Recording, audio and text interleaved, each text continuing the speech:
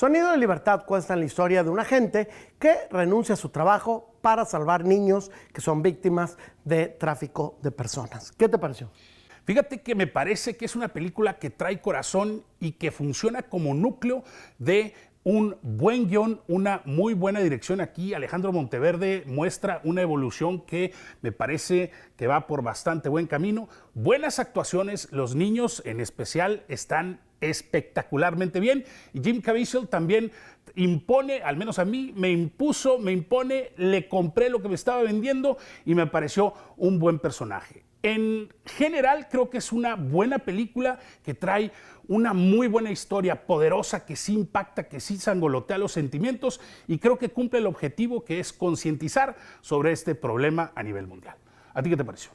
Yo tengo sentimientos encontrados. Primero que nada, creo que el tema es muy importante y eso es lo mejor de la película, que se hayan atrevido a contar esta historia, porque va a llegar a personas que viven a lo mejor en una burbuja y que no saben que el mundo se mueve así. Entonces creo que en ese sentido es una película muy importante, independientemente si la historia de Ballard está bien adaptada y es real o no real las cosas que vemos ahí. El tercer acto es inventado y es el que yo siento que se separa muchísimo del resto de la película. Creo que en ese sentido la película es importante. Como película, creo que tiene problemas en el guión.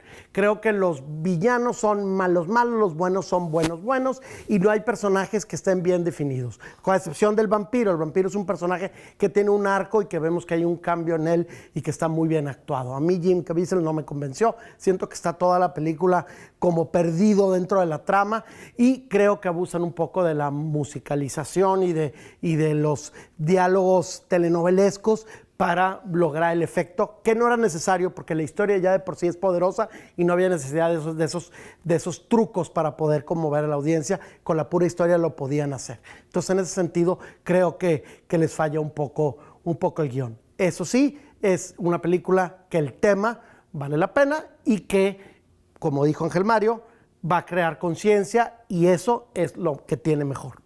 Y dime, ¿la ves o no la ves? Yo sí la veo. Creo que es importante recalcar que esta es una película que no peca en el fanatismo religioso y que simplemente aborda un tema interesante que vale la pena hacer conciencia. ¿Y tú?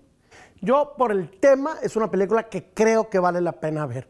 Como película, creo que tiene muchas fallas, entonces para mí sería un no la veo.